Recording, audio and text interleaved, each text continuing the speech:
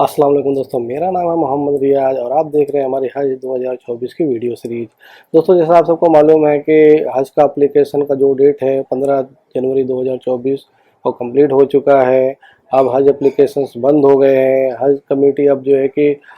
Forms को जो है कि चेकिंग में लगाई हुई है, उसका डेटा एंट्री कर रही है, जिससे जल्दी से जल्दी लोगों को कवर नंबर दे दिए जाएँ। और लोगों को कवर नंबर आ भी रहे हैं और इंशाल्लाह बहुत जल्दी सारे कवर नंबर लोगों के आ जाएंगे। तो दोस्तों, अभी हम लोगों को क्या करना है, वेट करना है, अल्लाह ताला से दुआ करना है कि हमारा फॉर्म पास हो जाए। जब तक कि सिलेक्शन नहीं हो जाता, कुर्रा नहीं हो जाता है। कुर्रा में अभी टाइम है।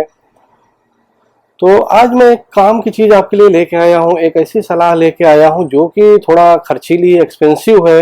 लेकिन बड़े काम की है। तो हो सकता है मेरी इस बात से बहुत सारे लोग इत्तेफाक नहीं रखें, बहुत लोग जो है कि इससे एग्री नहीं करें, लेकिन कुछ लोगों के लिए ये काम की चीज़ हो सकती है, क्योंकि इसमें जो है कि बहुत सारी चीज़ें, बहुत सारे क्राइटेरिया हैं, पैरामीटर्स हैं, जो कि जिसको वो पैरामीटर्स अप्लाई होते हैं उनको ही लागू होंगे, सबको लागू नहीं होते हैं। तो वीडियो को आखिर तक देखते रहिए। हम आपसे जो है कि आज डिस्कस करने वाले हैं एक कीमती, एक ऐसी सलाह, एक ऐसी एडवाइस जो कि बहुत काम की है, बहुत इम्पोर्टेंट है हाजियों के लिए, लेकिन थोड़ा खर्चीली है, महंगी है। इस बार जिन लोगों ने हज का इरादा किया है, जिन्होंने फॉर्म भर दिया, अल्लाह करे सबका फॉर्म कबूल हो जाए, सिलेक्शन सबको हो जाए, तो उनके लिए एक इम्पॉर्टेंट चीज़ है कि बहुत सारे लोग जो हैं कि जो जाते हैं हज पे, वो फर्स्ट टाइमर्स रहते हैं, वो पहली बार ज़िंदगी में जाते हैं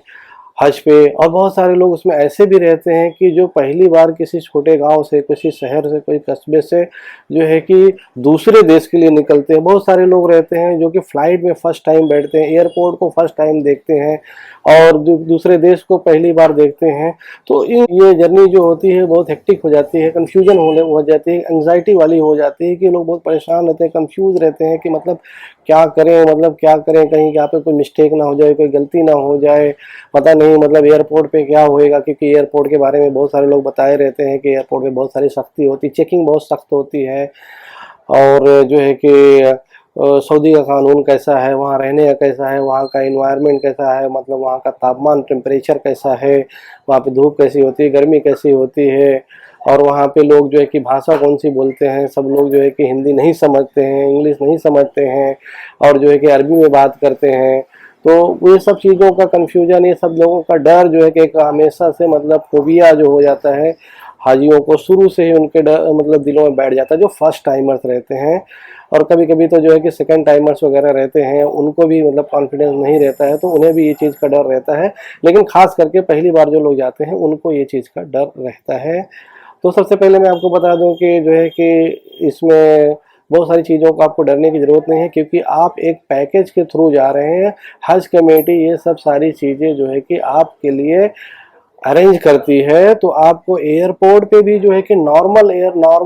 मतलब पैसेंजर्स के जैसा आपको ट्रीट नहीं किया जाता है। आपको जो है कि ग्रुप में लिया जाता है, और यहाँ तक कि मुंबई एयरपोर्ट पे और दिल्ली एयरपोर्ट पे अलग से हज का जो है कि गेट बना दिया जाता है कि मतलब जहाँ से दूसरे लोग नहीं जाएंगे, सिर्फ हाजी लोग जाएंगे। और हाजी लोग फ्री फ्लो, बिना किसी तकलीफ के, बिना किसी मतलब टेंशन के उस तरह से गुजरेंगे। और वहाँ पे जो है कि उस गेट के अंदर जो है कि कदम कदम पे हाजियों की खिदमत करने के लिए लोग, वहाँ पे उनको हेल्प करने के लिए, असिस्ट करने के लिए लोग अवेलेबल रहते हैं। तो जो अंदर की जो दो तीन चीज़ें हैं, जैसे कि बैगेज का है, इमिग्रेशन का है, और सिक्योरिटी चेक है, ये तो आपको खुद कराना है। और वहाँ पे जो है कि सिक्योरिटी के वजह से जो है कि वहाँ पे ज़्यादा लोगों को मतलब जाने की इजाज़त नहीं रहती है, बाहरी लोगों को, हेल्पर्स वगैरह की। लेकिन बाकी सारी चीज़ जगहों पे आपको जो है कि वो लोग हेल्प करते रहेंगे। यहाँ तक कि एयरपोर्ट पे, जैसे कि हमने मुंबई एयरपोर्ट पे देखा हुआ है, और एयरपोर्ट पे भी जैसा कि सुनने में आता है, तो वहाँ पे जो है कि हज कमेटी के जो बंदे रहते हैं, और दूसरे भी जो प्राइवेट जो है कि ग्रुप्स रहते हैं, जो एनजीओज रहते हैं, वहाँ पे वो हाजियों की खिदमत के लिए एयरपोर्ट से पहले ही, एयरपोर्ट के एक किसी वेटिंग रूम में, या जो है कि पार्किंग लॉट में, वो एक अपना जगह लेके हाजियों को एहराम पहनाने के लिए और सब चीज़ें बताने के लिए वहाँ पे मतलब एयरपोर्ट पे जाने से पहले जो उनकी ट्रेनिंग होती है, जो उनको चीज़ें बतानी चाहिए, उसको बताने के लिए वहाँ पे रहते हैं। तो बहुत ही अच्छा, बहुत इत्मीनान वाला मामला रहता है, कोई डरने की चीज़ नहीं है। तो ये तो हो गई कि एयरपोर्ट का जो डर था और फ्लाइट का, और उसी तरीके से जब आप जिद्दा एयरपोर्ट पे भी जाएंगे तो वहाँ पे, या मदीना एयरपोर्ट पे जाएंगे तो वहाँ पे बहुत अच्छा, बहुत सुकून वाला माहौल, बहुत अमन वाला माहौल रहता है। किसी तरह कोई प्रॉब्लम नहीं, कोई जो है कि आपको साथ कोई गलत चीज़ें आपको जो है कि नहीं की जाएंगी, आपको हैरान परेशान नहीं किया जाएगा। एज हाजी आपको समझा जाएगा, इंडियन एयरपोर्ट से लेके सऊदी अरेबियन एयरपोर्ट तक का। तो आपको वहाँ कोई तकलीफ वाली बात नहीं। आप जॉब के लिए नहीं जा रहे, आप हज के लिए जा रहे हैं, आप रहमान के मेहमान हैं, अल्लाह ताला के मेहमान हैं। तो वहाँ पे जो है कि इसी तरीके से जो है कि लोग यहाँ से फिर अजीजिया से जो है कि आपको बस से कैसे जाना है, हालांकि ये सारी चीज़ों के लिए हज कमेटी के बंदे वहाँ पे अवेलेबल रहते हैं। लेकिन जो है कि क्योंकि मुंबई से जो फ्लाइट जाती है, जो जिद्दा फ्लाइट जाती है, उनका हज का वक्त बहुत जल्दी आ जाता है, क्योंकि वो इतनी, एक तो पहली बात, जब ये मुंबई की फ़्लाइट जाती हैं, जो जिद्दा जाने वाली फ़्लाइट जाती है, तब तक पूरी दुनिया से हाजी आ चुके होते हैं, आ गए रहते हैं। पूरा मक्का, पूरा मदीना, पूरा अजीजिया, पूरा एरिया जो है कि हाजियों से भरा रहता है हर जगह। तो बहुत भीड़ रहती है, रस रहती है, हरम शरीफ में भी बहुत रस रहती है। तो लोगों को उम्रा कंप्लीट करना, फर्स्ट वाला जो उम्रा रहता है उसको कंप्लीट करने में बहुत कॉम्प्लिकेशन आती है, और फिर वो उनको कुछ समझ में नहीं आता है, इतनी जल्दी से जल्दी वो इतने जल्दी सारी चीज़ें समझ नहीं पाते हैं। तो अगर उसके उस लिए अगर आपको जो है कि पैसा है आपके पास और हज पे जाना चाहते हैं और कॉन्फिडेंस के साथ हज करना चाहते हैं, मैं फिर से बोलना चाह रहा हूँ कि कॉन्फिडेंस के साथ अगर आप हज करना चाहते हैं कि कहीं से आपसे मिस्टेक ना हो, कन्फ्यूजन में किसी दूसरे को कॉपी ना करें, और जो है कि देखा देखी ना करें, और अपने सीखे पढ़े पे अपने हिसाब से करें, तो जो है कि सबसे ज़्यादा डर आदमियों को लगता है, हाजियों को लगता है कि इस जगह से वहाँ कैसे जाएँ, वहाँ से वहाँ कैसे जाएँ, अभी क्या होएगा, कैसे होएगा। तो अगर आप उम्रा किए रहेंगे तो इंशाअल्लाह आपको सारी चीज़ें, हरम शरीफ की पूरी जानकारी हो गई, आप उससे जो है कि एकदम जो है कि रूबरू हो गए रहेंगे, सारी जानकारी हो जाएगी हरम शरीफ में कहाँ पे कौन सा टॉयलेट है, किस एरिया से निकलते हैं तो कौन से एरिया में जाते हैं, तो और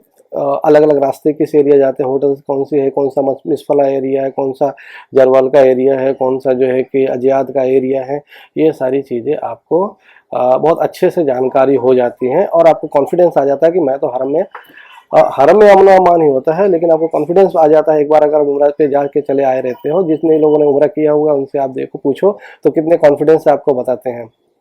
तो आप जो है कि सारे रास्ते जान जाएंगे। अब फिर आपका जो डर रहेगा सऊदी में कि भाई वहाँ जाने पर सब लोग खाली अरबी ही बोलेंगे और सब चीज़ें हैं, मतलब वहाँ पे जो दुकानें होती है पाकिस्तानी, इंडियन, बांग्लादेशियों की होती हैं, जो हिंदी बोलते हैं, हिंदी समझते हैं, इंग्लिश में समझते हैं, तो और अरबी लोग भी कुछ हिंदी समझ लेते हैं। तो ये सब चीज़ें भी आपको जब वहाँ जाने से सब जानकारियाँ हो जाएंगी, तो आप बहुत कॉन्फिडेंस हो जाएंगे कि हाँ अभी अपने को कोई प्रॉब्लम नहीं है। फिर आप जो है कि पहले ही, हज से पहले जब आप जाएंगे तो अरफात का मैदान, मिना, मुजदलफा, ये सब आप जो है कि जियारत के लिए जाएंगे, तो ये सारी चीज़ें भी अच्छे तरीके से जो है कि उम्रा के टाइम आप देख सके रहेंगे। फिर जब हज का टाइम होता है बहुत गहमा गहमी होती है, तो ये सारे एरियाज जो है कि आपको बहुत अच्छे से जानकारी हो जाती है। और जो उम्रा आप जो फर्स्ट वाला किए रहते हैं उम्रे के टाइम में, तो उसकी वजह से एक फ़ायदा आपको आ जाता है कि क्या पढ़ना है, पिछली बार मैंने कहाँ मिस्टेक कर दिया था, इस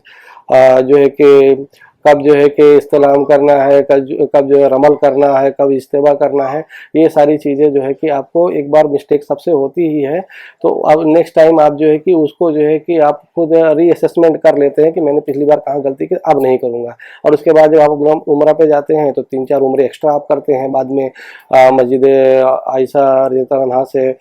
मस्जिद जुराना से, और जो लोग जो है कि ताइफ से भी जाके जो है कि कर्नल मनाजिर की मिकात से जो करते हैं, तो ये सब चीज़ें करने की वजह से आप जो है कि कस्टम्ड हो जाते हैं, एकदम से यूज्ड टू हो जाते हैं। तो अब क्या होता है कि आपका जो है कि उम्रा का जो करने का तरीका, आपको जो है कि उम्रा मतलब तवाफ कैसे करना है, शुरू कैसे करना है, ख़त्म करना है कैसे करना है, 2 रकात नमाज कहाँ पढ़ना है, और तो आपको सारी लोकेशंस की जानकारी हो जाती है, जो मेन मेन इंपॉर्टेंट चीज़ें, जैसे कि मतलब हजर अस्वद कहाँ है, और ये जो है कि उम्रा स्टार्ट कहाँ से करना है, उम्रे का तवाफ स्टार्ट कहाँ से करना है, और जो है कि मकाम इब्राहिम किधर है, नमाज 2 रकात जो नफिल पढ़नी है, और जो है कि वाजिब तवाफ़ पढ़नी है वो कहाँ से करना है, फिर जमजम का कहाँ पे है, पीने का, उसके बाद जो है कि कौन सा रास्ता है जो आपको सफ़ा मरवा पे मसा की तरफ लेके जाता है, ये सारी चीज़ें आप बहुत अच्छे से जान जाते हैं, कॉन्फिडेंस आपको आ जाता है। और हज के टाइम में मैं ये डराने के लिए नहीं बता रहा हूँ, बहुत अच्छा रहता है फैसिलिटी माशाल्लाह, लेकिन हज के टाइम में भीड़ बहुत ज़्यादा रहती है, इसके लिए आप इधर से जाओगे उधर, उधर से जाओगे इधर, और औरत खास करके लोग रहती हैं तो नमाज के टाइम उनको औरतों मर्दों से अलग कर दिया जाता है, औरतों को जो है कि मर्दों से नमाज के टाइम में अलग कर दिया, जिससे बहुत सारी औरतें परेशान हो जाती हैं, मर्द परेशान हो जाते हैं कि नमाज के बाद फिर एक दूसरे को ढूंढते रहते थे। इससे जो है हरम की जानकारी आपको रहेगी कि भाई कौन से एरिया से निकलना है, कौन से बाथरूम के पास जाना है, तो ये सारी चीज़ की आपको जानकारी रहेगी, तो आपको जो है कि फुल कॉन्फिडेंस रहेगा, बहुत अच्छे तरीके से खुद का हज करेंगे और दूसरों को भी हज कराएंगे। तो लेकिन अभी ये चीज़ के लिए बहुत लोग जो है कि मेरे से मतलब डिसएग्री भी कर सकते हैं कि मतलब कोई ज़रूरी नहीं है, ज़रूरी नहीं है, बिल्कुल ज़रूरी नहीं है। वही ज़िंदगी में जिसको अल्लाह ताला ने एक बार हज करने के लिए हज ही कर लिया वही बड़ी बात है, कोई ज़रूरी नहीं कि उम्रा करे। लेकिन ये जिसके पास इस्तिताअत है उसकी मैं बात कर रहा हूँ, जो ये कर सकते हैं उनके लिए मैं बता रहा हूँ, ये टिप उनके लिए है, ये एडवाइस उनके लिए है कि वो ज़रूर कर लें। क्योंकि बहुत सारे लोग पैसे वाले रहते हैं, जब तक हज नहीं करते, कभी उम्रा भी नहीं किए रहते, फिर क्या होता है कि जब हज पे जाके आते हैं, अल्लाह का घर देखते हैं, वहाँ की मतलब रौनक देखते हैं, फिर दिल लग जाता है, तो फिर हज के बाद हर साल और बार बार जो है कि उम्रा पे जाते हैं। तो अगर ऐसे लोग हैं जिनके पास पैसा है, ये सब चीज़ें हैं, तो वो चाहें तो जो है कि एक बार जो है कि हज से पहले, अभी रमज़ान से पहले या रमज़ान में आप जो है कि अभी तो बहुत सारा माशाल्लाह फैसिलिटी हो गई, 3 दिन का उम्रा होता है, 5 दिन का उम्रा होता है, 7 दिन का होता है, 10 दिन का होता है और 15 दिन का उम्रा होता है। तो आपको जो सूटेबल लगे टाइमिंग के हिसाब से, पैसे के हिसाब से, पैसे में ज़्यादा फ़र्क नहीं पड़ेगा, क्योंकि जो फ्लाइट का, वीज़ा का, ये सब चार्जेस बेसिक है, वो तो उतने ही लगने वाले हैं, चाहे आप 3 दिन के लिए जाए, चाहे 5 दिन के लिए, चाहे तो 15 दिन के लिए जाए, थोड़ा बहुत फ़र्क पड़ेगा 10-5 हज़ार रुपये का। तो आप जो है कि उम्रा कर लें, और उम्रा करने से आपका कॉन्फिडेंस माशाल्लाह बहुत बूस्ट हो जाएगा। आप जो है कि फिर हज के टाइम आप दूसरों की हेल्प करेंगे। सबसे बड़ी बात यह है कि आपका कॉन्फिडेंस इतना अच्छा हो गया, आपको सब मालूम हो गया, चलो मैं लेके चलता हूँ, सारी चीज़ें आपने देखी हुई हैं, तो आपका कॉन्फिडेंस हो जाएगा। तो हज के टाइम में आप जो 5 दिन है उस दिन भी आप कंफ्यूज नहीं होंगे, और हज का जो 40 दिन आपको वहाँ रहना है, 40 दिन 38 दिन जो भी हज कमेटी आपको टाइमिंग देगी, तो उस टाइम पे भी आप कंफ्यूज नहीं होंगे, और आपको उसका बेहतरीन इस्तेमाल कर पाएंगे। और आपका जो है कि हरम की जानकारी होने के बाद क्या होता है, नेक्स्ट उम्र में, जो सेकंड उम्र में आदमी जाते हैं, तो वो उनका टाइमिंग अपना सेट कर लेते हैं, भाई इतने बजे मेरे को हरम पहुंचना है, ये नमाज़ें इतनी बजे होती है, मेरे को जो है कि अगर एक्स्ट्रा उम्रा करना है तो मैं कितने बजे जाऊँ तो मेरे को हरम में खाली मिलेगा, मताफ में जो है कि जगह आसानी से मिल जाएगी, और कौन सा टाइमिंग में मतलब वहाँ पे ज़्यादा रस रहती है, कौन से टाइम में आसानी रहती है, ये सारी चीज़ें आपको अच्छे से जानकारी हो जाती है। तो फिर आप बहुत अच्छे से उम्रा अपना कंप्लीट करते हैं, या जो आपकी इबादतें हैं वो कंप्लीट करते हैं। और इबादतें जो भी वो भी मतलब फर्स्ट टाइमर लोगों को नहीं समझता है, मतलब जिनका टाइमिंग सही तरीके से नहीं करता है, और कुरान शरीफ पढ़ने में, नमाज़ें पढ़ने में, नफिल नमाज़ें पढ़ने में, है कि कजाए उम्री वगैरह पढ़ने में, तो जो है कि वो जब पहली बार जाते हैं तो बहुत सारे लोगों को ये करते देखते हैं, या जो है कि जिस ग्रुप में उम्रा में जाते हैं तो वहाँ भी बहुत सारे लोग ऐसे रहते हैं अच्छा अल्लाह के बंदे, तो उनको करते हुए देखते हैं, तो नेक्स्ट टाइम के लिए वो रेडी हो जाते हैं कि अब हम लोग भी ऐसे ही करेंगे। नहीं तो बहुत सारे लोग रहते हैं कि पहली बार जाते हैं तो उनको कुछ सही से आइडिया नहीं रहता है, इसलिए वो सिर्फ इधर का उधर घूमते रह जाते हैं, बैठे रह जाते हैं, लेटे रह जाते हैं, बराबर से जो है कि इबादत नहीं कर पाते हैं। तो ये इसीलिए ये ज़रूरी है कि अगर आप एक बार उम्रा कर लेंगे तो आपका हज का कॉन्फिडेंस इंशाल्लाह बहुत ज़्यादा बूस्ट हो जाएगा, और बहुत अच्छे से बेहतरीन तरीके से आप अपना हज कंप्लीट कर पाएंगे। एक बार फिर से हम दुआ करते हैं लोगों के लिए कि अल्लाह ताला जितने भी लोगों ने फॉर्म इस साल भरे हुए हैं हज के लिए, और हज कमेटी में उनका सबका सिलेक्शन हो जाए, और सबको अल्लाह ताला अपना घर दिखाए, हज कराए, उम्रा कराए, हुजूर सल्लल्लाहु अलैहि वसल्लम के रोज़े की ज़ियारत कराए। तो ये थी आज की वीडियो, ये हमारी स्पेशल एडवाइस जो कि काफ़ी खर्चीली है और एक्सपेंसिव है। वीडियो को लाइक करें, शेयर करें, सब्सक्राइब करें। हमें दीजिए इजाज़त। अस्सलाम वालेकुम।